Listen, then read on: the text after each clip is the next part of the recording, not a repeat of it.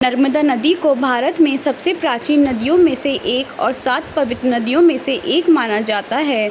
नर्मदा नदी मध्य प्रदेश और गुजरात की जीवन रेखा है, परंतु इसका अधिकतर भाग मध्य प्रदेश में ही बहता है। नर्मदा नदी के तट पर कई प्राचीन तीर्थ और नगर हैं। नर्मदा देश की सभी नदियों की अपेक्षा नर्मदा विपरीत दिशा में बहती है। नर्मदा के जल का राजा है मगरमच्छ, जिसके बारे में कहा जाता है कि धरती पर उसका अस्तित्व 25 करोड़ साल पुराना है। माँ नर्मदा मगरमच्छ पर सवार होकर ही यात्रा करती है। नर्मदा घाटी में डायनासोर के अंडे भी पाए गए हैं और यहाँ कई विशालकाय प्रजातियों के कंकाल भी मिले हैं। छत्तीसगढ़ के बस्तर जिले में तो कई गुफाएं हैं। एक गुफा में 10,000 वर्ष पुराने शैल चित्र मिले हैं। अमरकंटक में खोटीतार्थ माँ नर्मदा का उद्गम स्थल है। यहाँ सफ़ेद रंग के लगभग 34 मंदिर हैं। यहाँ नर्मदा उद्गम कुंड है, जहाँ से नर्मदा नदी का उद्गम है, जहाँ से नर्मदा प्रवाहमान होती है। नेमावर नगर में इसका नाभि स्थल है। फिर ओंकारेश्वर होते हुए ये नदी गुजरात में प्रवेश करके खंभात की खाड़ी में इसका विलय हो जाता है। नर्मदा जी का यह यात्रा लगभग 1312 किलोमीटर की है। इस बीच नर्मदा विंध्य और सतपुड़ा के पहाड़ और जंगल सभी को पार करते हुए जाती है। नर्मदा के तट के किनारे कई प्राचीन नगर, तीर्थ और आश्रम बसे हुए हैं, जैसे अमरकंटक, माई की बगिया से नर्मदा कुंड, मंडला जबलपुर, बेड़ा घाट, बरमान घाट, पतई घाट, मगरोल, जोशीपुर, छपानेर, नेमावर, नर्मदा सागर, पामाखेड़ा, धाबड़ी कुंड, ओंकारेश्वर, वाल्केश्वर, इंदौर, मंडलेश्वर, महेश्वर, खलघाट, चिखलरा, धर्मराय, कातरखेड़ा, शूलपाड़ी की झाड़ी, हस्ती संगम, छापेश्वर, सरदार सरोवर, गरुड़ेश्वर, चंदोद, भरूच। इसके बाद लौटने पर पौंडी होते हुए विमलेश्वर, कोटेश्वर, गोल्डन ब्रिज, बुलबुलकंड, रामकुंड, भड़वानी, ओंकारेश्वर, खंडवा, होशंगाबाद, सांडिया, वरमान, बरगी, त्रिवेणी संगम, महाराजपुर, मंडला, डिंडोरी और फिर अमरकंटक। नर्मदा के तट पर कई ऋषि मुनियों के आश्रम और तीर्थंकरों के तपभूमि विद्यमान हैं। पुरातत्व विभाग मानता है कि नर्मदा के तट के कई इलाकों में प्राचीन सभ्यताओं के अवशेष पाए गए हैं। विश्व की प्राचीनतम नदी सभ्यताओं में से एक नर्मदा घाटी की सभ्यता का जिक्र कम ही किया जाता है, जबकि पुरातत्व अनुसार यहाँ भारत की सबसे प्राचीन सभ्यता के अवशेष पाए गए हैं। नर्मदा घाटी के प्राचीन नगरों की बात करें तो महेश्वर, नेमावर, हथोत्कच, त्रिपुरी, नंदी नगर, भीमबेटका आदि ऐसे कई प्राचीन नगर हैं जहां किए गए उत्खनन से उनके 2200 वर्ष पुराने होने के प्रमाण मिलते हैं।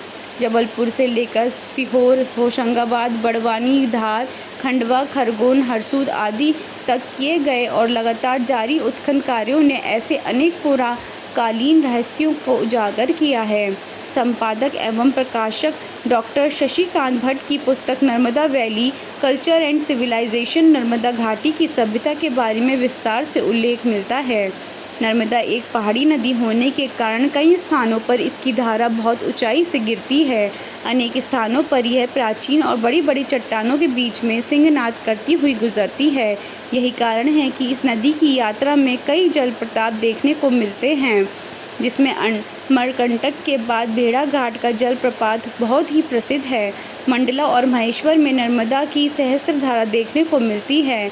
नेमावर और ओंकारेश्वर के बीच धायड़ी कुंड नर्मदा का सबसे बड़ा जलप्रपात है। पुराणों के अनुसार नर्मदा नदी को पाताल की नदी माना जाता है। यह भी जनश्रुति प्रचलित है कि नर्मदा के जल को बांधने के प्रयास किया गया तो भविष्य में प्रलय होगी। इसका जल पाताल में समाकर धरती को भूकंपों से पाट देगा। नर्मदा परिक्रमा करने से उत्तम जीवन में कुछ नहीं। कुछ लोग कहते हैं कि यदि अच्छे से नर्मदा जी की परिक्रमा की जाए तो नर्मदा जी की परिक्रमा 3 वर्ष, 3 माह और 13 दिनों में पूर्ण होती है, परंतु कुछ लोग इसे 108 दिनों में भी पूरा करते हैं। परिक्रमावासी लगभग 1312 किलोमीटर के दोनों तटों पर निरंतर पैदल चलते हुए परिक्रमा करते हैं। श्री नर्मदा प्रदक्षिणा की जानकारी हेतु तीर्थ स्थलों पर कई पुस्तिकाएँ मिलती हैं। नर्मदा की कुल 41 सहायक नदियाँ हैं। उत्तरी तट में 19 और दक्षिणी तट से 22। नर्मदा बेसिन का जल ग्रहण क्षेत्र 1 लाख वर्ग किलोमीटर है। यह देश के भौगोलिक क्षेत्रफल का 3 और मध्य प्रदेश के क्षेत्रफल का 28% है। नर्मदा की 8 सहायक नदियाँ 125 किलोमीटर से लंबी हैं, मसलन हिरन 188, बजर 183 और बुढ़नेर 177 किलोमीटर। मगर लंबी सहेडेव, गोई, कारम, चोरल, बेदा जैसी कई मध्यम नदियों का हाल भी गंभीर है। सहायक नदियों के जल ग्रहण क्षेत्र में जंगलों की बेतहाश कटाई से ये नर्मदा में फैलने के पहले ही धार हो रही हैं। भारत में जब भी नदियों की बात आती है, गंगा और यमुना के बाद नर्मदा का नाम सबसे ऊपर होता है। न जाने कितनी धार्मिक प्रथाओं को खुद में समेटे हुए ये खूबसूरत नदी सदियों से बहती जा रही है और अपना पवित्र जल दूसरों तक पहुंचा रही है। चाहे अमरकंटक का घाट हो या ओंकारेश्वर का किनारा, ये नदी अपने आप में ही पवित्रता का प्रतीक है और हिंदुओं के बीच न जाने कितने समय से पूजी जाती रही है।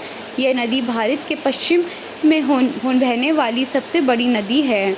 यह नदी मध्य प्रदेश में स्थित अमरकंटक की पहाड़ियों से निकलती है। भ्रंश के कारण यह नदी भ्रंश घाटी में पश्चिम से पूर्व की ओर बहती है और ये नदी एक गहरे कंटक से होकर बहती है, जो इसके आसपास के स्थान को एक सुरम्य स्थान बनाती है। अपनी जलधारा से दूसरों को सुसज्जित करने के कारण ये नदी न जाने कितनी कहीं अनकहीं कथाओं को अपने आप में समेटे हुए निरंतर बहती जा रही है। इस नदी से जुड़े कुछ ऐसे रोचक तथ्य हैं जिन्हें शायद आपने पहले नहीं सुना होगा। नर्मदा नदी को रेवा के नाम से भी जाना जाता है। यह मध्य भारत की एक नदी और भारतीय उपमहाद्वीप की 5वीं सबसे लंबी नदी है। यह गोदावरी नदी और कृष्णा नदी के बाद भारत के अंदर बहने वाली तीसरी सबसे लंबी नदी है। मध्य प्रदेश राज्य में इसके विशाल योगदान के कारण इसे मध्य प्रदेश की जीवन रेखा भी कहा जाता है। यह उत्तर और दक्षिण भारत के बीच एक पारंपरिक सीमा की तरह कार्य करती है। यह अपने उद्गम से पश्चिम की ओर 1312 किलोमीटर चल कर खंबात की खाड़ी अरब सागर में जा गिरती है। नर्मदा मध्य भारत के मध्य प्रदेश और गुजरात राज्य में बहने वाली एक प्रमुख नदी है। मैकल पर्वत के अमरकंटक शिखर में नर्मदा नदी की उत्पत्ति हुई है। इसकी लंबाई लगभग 1312 किलोमीटर है, जो इसे भारत की सबसे लंबी नदी के रूप में प्रस्तुत करती है। नर्मदा की अधिकांश सहायक नदियाँ छोटी हैं और समकोण पर मिलती हैं। नर्मदा बेसिन देश के कुल भौगोलिक क्षेत्र का लगभग 3% यानी 98,796 वर्ग किलोमीटर में फैली हुई है। नर्मदा नदी के 41 सहायक नदियाँ हैं। बरनर नदी इसकी पहली बड़ी सहायक नदी है, जो बाईं ओर से नर्मदा में मिलती है, एक बाजार को बाईं ओर से और नीचे की ओर से प्राप्त करती है। नर्मदा को रीवा भी कहा जाता है। ये मध्य भारत में है और 5वीं सबसे लंबी नदी है। नर्मदा का स्रोत नर्मदा कुंड है, जो मध्य प्रदेश के अनूपपुर जिले के अमरकंटक में स्थित है। नदियों की दिशा के विपरीत यह नदी उल्टी दिशा में बहती है और इसकी एक खूबी इसे सभी नदियों से अलग बनाती है। गोदावरी और कृष्णा के बाद नर्मदा तीसरी सबसे लंबी नदी है, जो पूरी तरह से भारत में भीतर बहती है। मध्य प्रदेश के लोग पूरी तरह से नर्मदा नदी पर निर्भर हैं। लोग नर्मदा नदी को मध्य प्रदेश की जीवन रेखा मानते हैं। ये भारत की प्रमुख नदियों में से एक है, जो ताप्ती और माही के साथ पूर्व से पश्चिम की ओर बहती है। ये मध्य प्रदेश, महाराष्ट्र और गुजरात राज्यों से होकर बहती है। नर्मदा नदी से जुड़ी एक पौराणिक कथा के अनुसार यह नदी एक कुंवारी नदी के रूप में प्रचलित है। इसकी पौराणिक कथा के अनुसार सोनभद्र और नर्मदा दोनों के घर पास थे और अमरकंटक की पहाड़ियों में दोनों का बचपन बीता। दोनों किशोर हुए तो लगाव और बढ़ा और हुए एक दूसरे से प्रेम में पड़ गए।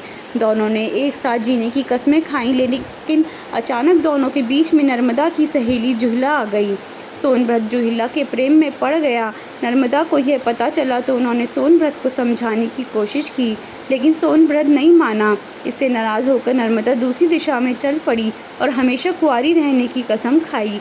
कहा जाता है इसलिए सभी प्रमुख नदियां बंगाल की खाड़ी में मिलती हैं, लेकिन नर्मदा अरब सागर में मिलती है। आज भी ये नदी अन्य नदियों से विपरीत दिशा में बहती है, जो किसी आश्चर्य से कम नहीं है। वास्तव में ये नदी अन्य नदियों की तुलना में कुछ अलग है और अपनी पवित्रता को बनाए हुए है। मान्यता है कि गंगा नदी के जल से स्नान करने से जहाँ भक्तों के कष्ट दूर होते हैं, वहीं नर्मदा नदी से पुण्य फल की प्राप्ति होती है।